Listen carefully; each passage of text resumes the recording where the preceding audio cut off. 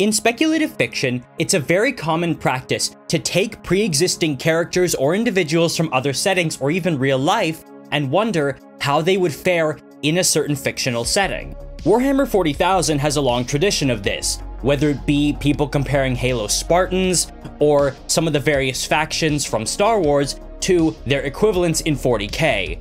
And in this video, I want to answer a question a lot of people in the fandom have been asking for a very long time. What if Mr. Beast was in Warhammer 40,000? Now, when tackling a question like this, it's important to start with the basics. If Mr. Beast was in 40K, what would he be? Now, at present, there's a lot of debate in both the Warhammer fandom and the Mr. Beast fandom as to what he really is, species-wise, but for this video, I think it's best to chalk him up as a human for argument's sake. In that regard, I believe there's three most likely possibilities, that being he would be an Inquisitor, a member of the Navis Nobilite, or a rogue trader. Now, first and foremost, I think the Inquisition is out of the question because it just doesn't really seem to fit the personality of Mr. Beast or how he operates in his videos. This really leaves us with two practical options, Navis Nobilite and a rogue trader. The thing with Navis Nobilite is that they have a very specific skill set that they singularly leverage and are very insular. They live very closed-off lives, they have their own districts, they're not very public figures, so I feel like that isn't too fitting.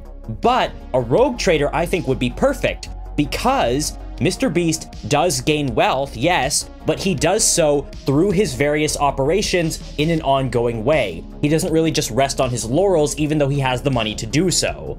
Now that's all well and good, but I felt I needed more information.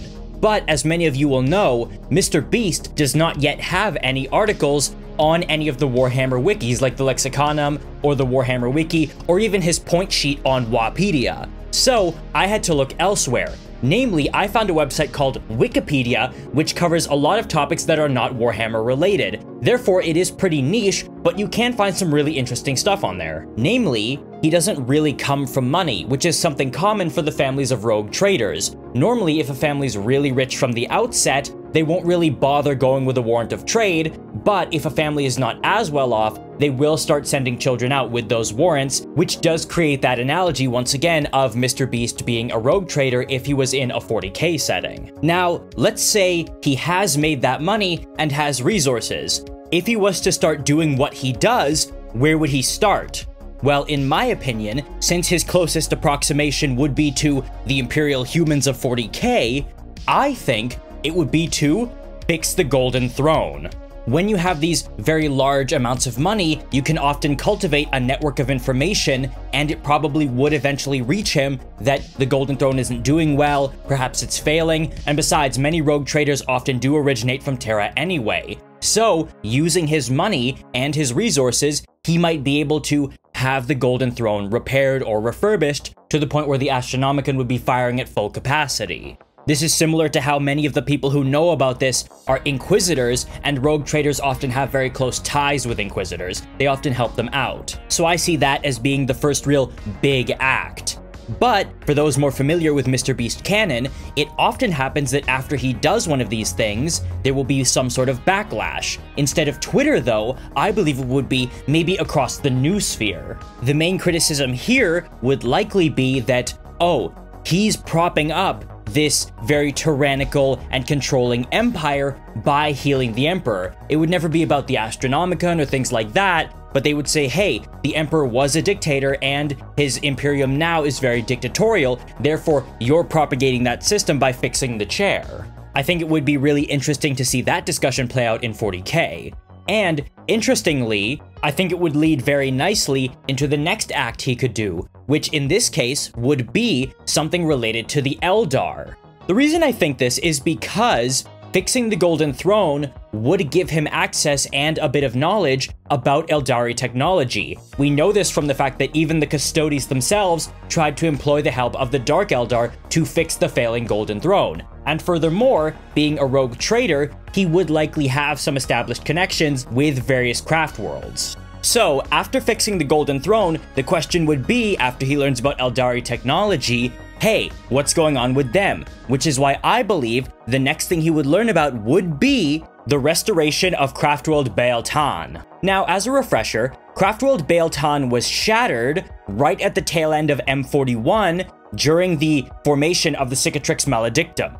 The Infinity Circuit was shattered, and the Craftworld itself came apart, and Bael'Tan as a culture is only really being held together by a fleet of ships traveling in unison and the very dedicated work of the Craftworld's Wraith Singers to keep the Craftworld's remnants together as best they can. I think repairing Bael'Tan mostly to its former glory and refurbishing what's left of its Infinity Circuit would be a really good stunt for Mr. Beast. Now, in regards to controversy, I think a big part of it would be from the fact that he is not an Eldar as far as we can tell. Sort of a Monkai savior complex, if you will.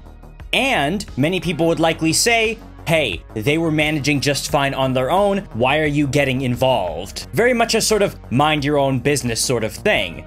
And possibly the assertion that if he really wanted to help, why not just destroy Slaanesh? Again, seeing that kind of controversy in 40k I think would be really interesting and could lead to some really cool novels and discussions for named characters. But one thing I think is for sure, Mr. Beast would very likely have to fight and destroy an Avatar of Khaine. It would be from this point and his interactions with the Eldari that he could go on to his next big act. In my mind, from the Eldari, he would begin to learn about their history, very likely emoting wildly in still images through every step of the way. From this, he would learn about the tragic fall of the Necron tier, and, by extension, the current situation of the Necrons, which would lead him to restoring the mortal bodies of the Necrons, bringing them back to the Necron tier they used to be. The reason for this is because this is actually one of the main goals of Zarek the Silent King, to undo the effects of biotransference and return his people back to flesh after taking over the galaxy, of course.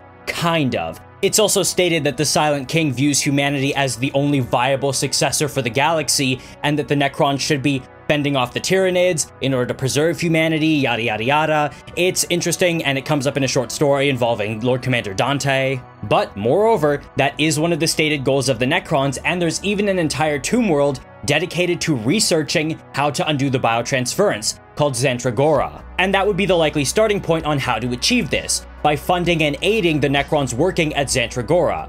And the reason this would cause problems would be less about the fact that Zantragora plies the galaxies for people to kidnap and brutally experiment on, but would more so deal with the idea of, hey, again, why are you, as a human, interfering in this other race's affairs, especially because, even though they claim to want to be flesh and blood again, they're better off as robots and are doing more in that living metal state. Kind of a, hey, you're only doing what will make you look good as opposed to what is more meaningfully beneficial sort of argument. In either case, I feel like this would lead to the next big thing he could do, because by helping the Necrons, he would likely gain access to a lot of their technology and even some of their super weapons for something so substantial, which I believe would lead to his last great act, that being closing the Eye of Terror. Now, we have an inkling that this is possible for them based on the Battlefleet Gothic Armada 2 ending for the Necrons, where they use a large, effectively, laser, likely that utilizes the same technology as the Cadian pylons, to close the Eye of Terror. Now, make no mistake, this likely would not end the presence of chaos within the galaxy. Demons would still whisper to mortals, and there would be smaller ways for, say, Chaos Space Marine warbands and their demonic allies to slip through, but large-scale Black Crusades would more or less be over. Chaos would never be this all-consuming existential threat, and instead would likely be more the purview of groups like the Inquisition or the Grey Knights to deal with, as opposed to the entire force of the Imperium having to repel fleets and armies. The big issue here with this would be the fact that you haven't considered the feelings of the Chaos Space Marines. Those people have been fighting the Long War for over 10,000 years. They've been doing this again and again, and suddenly everything they've been working for is just cut off because you just decided to nail their doors shut just because you thought it would make you look good? Like, what about all of their goals? What about Abaddon's feelings with how hard he's been trying with all his Black Crusades? It's just not even considered at all. However, despite all these cancellation attempts, I do believe Mr. Beast would become incredibly popular with the Imperium. possibly even usurping the High Lords of Terra, because people would say, hey, the High Lords have been around so long but accomplished so little, and here he comes along and effectively wins the Long War in one fell swoop. Why not we all just follow him? Why do we even need the High Lords? And I could imagine a lot of Space Marine chapters would choose to side with Mr. Beast, the probably newly minted Imperial Saint, as opposed to the High Lords of Terra. There's always been that friction there. But many chapters, probably like the Minotaurs, would always stay loyal to the High Lords and refuse to follow a single individual. And that's not even to say where the Custodes, or the Imperial Guard, or the Imperial Navy, or the Inquisition, mind you, would fall. But I do see there being some kind of divisions in these regards. Note, he would never replace the Emperor, but I do see a large-scale civil war, much like in the current Mr. Beast timeline when he takes political power, occurring between those who wholeheartedly support him as the new leader of the Imperium, or those who view him as another potential Draken Vangorich. Ultimately, I don't believe Mr. Beast's forces would ever be able to take Terra, and since there are such engines of propaganda and systems in place, and since information transference is so diffuse and unreliable, most of the Imperial Army forces and Astartes chapters, as well as the Custodes, would side with the High Lords of Terra and the Old Order, but Mr. Beast's forces would be bolstered by those Xenos races, namely the Eldar and the newly reformed Necrontyr, those groups. Now, ironically, this might actually hurt the reputation of their forces because of a lot of the ingrained xenophobia of the Imperium. However, I think this battle would carry on for a long time and consume a lot, thereby granting this a specific title, not just known as, say, the Bestial Heresy, but specifically, the War of the Mr. Beast. And I think that's the really pivotal moment here, because when that term starts getting tossed around by both sides of the conflict across the entire galaxy, the orcs will eventually catch wind of it, and they will misinterpret it as the War of the Beast, Part 2, Wog Boogaloo. They will think the beast has returned, now is our time. They will all unite and, like the previous War of the Beast, storm across the galaxy. And I don't think the Imperium would be able to stop them. I don't think anyone would, because of how innervated both sides would be from having fought such a brutal, all-consuming conflict. The orcs would rampage across the galaxy, losing this concept of the War of the Mr. Beast, and just whying so hard that eventually all life in the galaxy would be wiped out. Now, as we can see here, this is a near one-to-one recreation of how the Mr. Beast arc is going in the current timeline. So I believe it would apply to 40K, just in obviously a larger, more futuristic setting. But what do you guys think? If Mr. Beast was translated into 40K, probably through an ambitious crossover event or a promotional series, or by Games Workshop buying the rights to Mr. Beast, how would that play out in your guys' mind? Would it be worth it? Would it improve the setting? Or do you think I'm completely wrong here? I'd love to hear what you guys think in the comments below, and I'll see you in the next video.